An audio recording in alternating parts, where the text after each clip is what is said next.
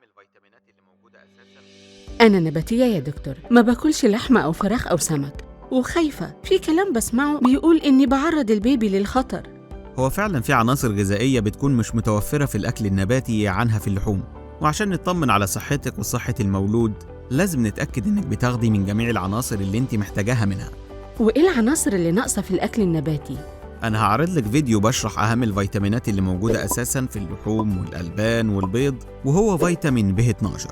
فلو ما بتاكليش من الحاجات دي يبقى لازم تاخديها كمكملات غذائية طول فترة الحمل.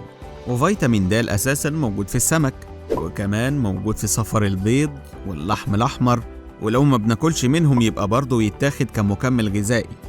وممكن نتعرض للشمس نص ساعة في اليوم تساعد تعويض فيتامين د.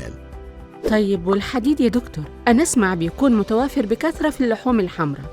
ده حقيقي، الحديد في اللحمة بيمتص أسرع وأحسن من الحديد اللي في النباتات، لكن لو أكلنا كميات كويسة من البقول والسبانخ والفواكه المجففة زي المشمش نعوض إن شاء الله. وطبعا ناخد بالنا إن الكالسيوم بيقلل من امتصاص الحديد النباتي. لا ما تقلقش، أنا مش باكل ولا بشرب منتجات ألبان بالمرة. يبقى كده الكالسيوم في جسمك هيقل، ولازم تعوضيه بالمكملات الغذائية. وطبعا الكالسيوم موجود في خضار كتير زي البامية والخبيزة والسبانخ.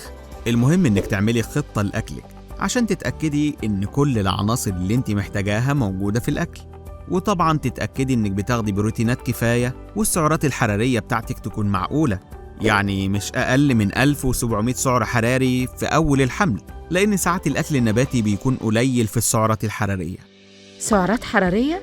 يبقى أديها شوكولاتة للصبح؟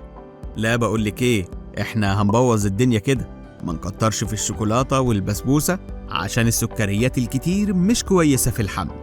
ما تنسوش تتابعونا في الرسائل الجاية من حملة أكلك حملك، ناكل صح لحمل صح.